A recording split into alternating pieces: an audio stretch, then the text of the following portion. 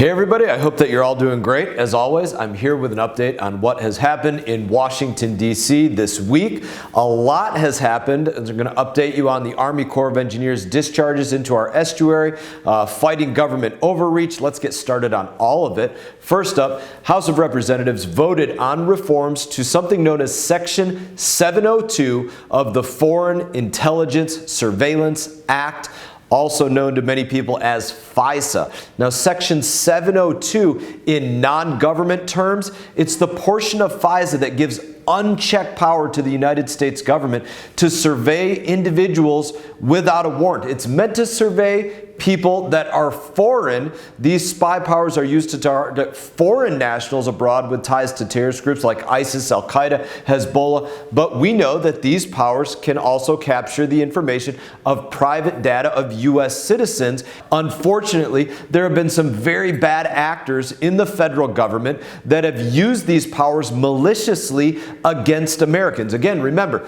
this is a power that is supposed to be used solely against non-American citizens, people abroad, but people in the FBI decided, hey, we're going to use it against Americans, breaking the law. Still nobody held accountable to this point. They used it against President Donald Trump with bogus claims of Russian collusion. You all remember that and everything that we had to go through with Russian collusion? A lot of that started with these FISA investigations into Donald Trump, who is an American, who is somebody they should not have been looking at. Now, as you know, the Fourth Amendment of our Constitution makes it abundantly clear that your government cannot conduct unreasonable search and seizure on your property without a warrant from a judge. In fact, in just the year 2022, the FBI conducted more than 200,000 searches of private American data that was swept up by FISA. Again, what does that mean? They weren't looking at foreigners. They were looking at Americans. And let's be very clear on something else as well.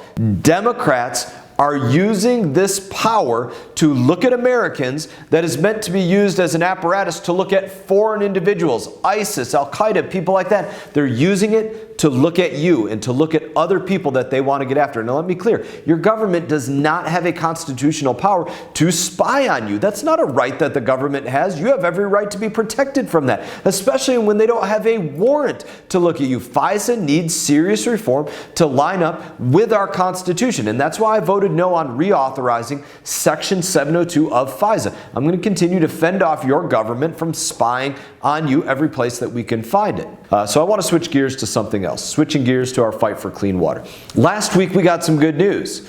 I've been urging, arguing, bitching at the Army Corps of Engineers along with the rest of our community. We come together when the U.S. government starts peeing in our pool, as we say. We come together and we fight them. Well, the Army Corps, they finally announced that they would stop these toxic discharges coming out of Lake Okeechobee, sending them into our coastal estuaries. We do not deserve it. It is an absolute definition of an injustice. Now, since February, the Corps has dumped more than 50 billion, with a B, gallons of polluted Lake Okeechobee water into the St. Lucie River. Now, recent test results show that toxic blue-green algae found in our community is more than twice the level for safe human contact. And remember this about these algal blooms as well. These algal blooms are freshwater algal blooms. They do not grow in our saltwater estuaries. They only grow in our saltwater estuaries when the Corps of Engineers dump so much fresh water into our salt estuary that they literally turn it fresh. Not just producing those blue-green algal blooms, but killing off the seagrass, killing off the habitat for forage fish and sea turtles and manatees and everything else in there where the oyster spat go out there. It is devastating to our entire ecosystem of our waterway.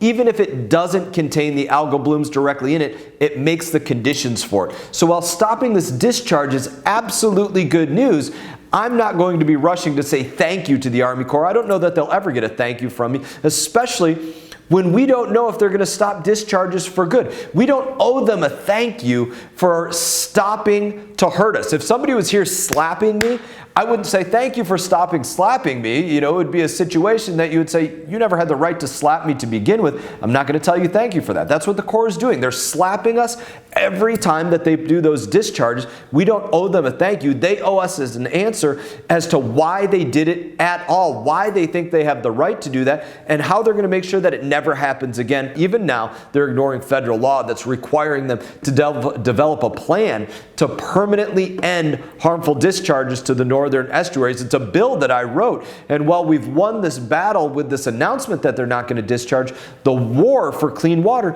it continues. Now, speaking of our government and policies that put Americans last, according to a new report, the price of everyday goods has gone up 3.5% since last April. Now, you might think that doesn't sound so bad, but consider this: since Joe Biden took office, prices across the board have skyrocketed by at least 19%. So if you bought $100 worth of groceries in January of 21, those same groceries would cost you nearly $120 now, according to those government numbers. I feel like it cost me more. I have a family of 6, 4 kids, my wife and I, and some dog food in there for Halo, the big German Shepherd. I feel like our groceries have gone from more like $200 to $400, at least doubled. That's what it feels like in my family. The White House, they're going to claim that this is not true because of Joe Biden, but due to lingering supply chain issues. But that's crap, and we know that's crap. We know that they've tried to do things that specifically make energy more expensive, make fuel more expensive, make getting the groceries,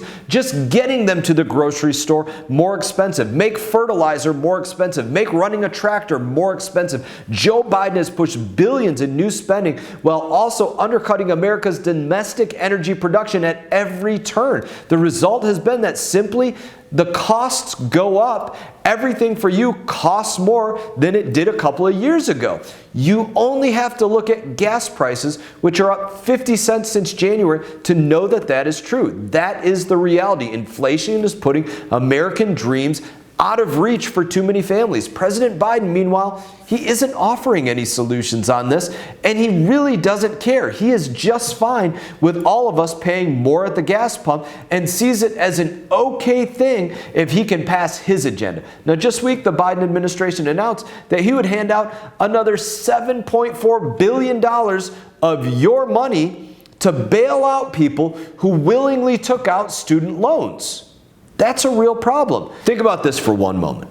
Why should somebody who's an electrician or a plumber or a builder or anybody really who chose to go to trade school be forced to foot the bill for somebody that said, I'm going to go to Yale and study gender studies in a graduate course or something else, and now they're working at Starbucks? Why should they have to flip the bill for these individuals? It doesn't make sense for any of us. If we go out there and we agree to pay for something, then we go out there and we pay for it. That's just 101 of being an adult. Joe Biden's policies are absolutely nonsensical. As your representative, I will continue to stand with you and fight against Joe Biden's radical agenda. In that, as always, it is an honor to serve you. I hope that you all have a great weekend. I look forward to seeing you all around, and you all take care. Hey everyone, thank you for watching this video. If you enjoyed the video, please click like and subscribe. I will be back on YouTube with more exclusive content, so stay tuned.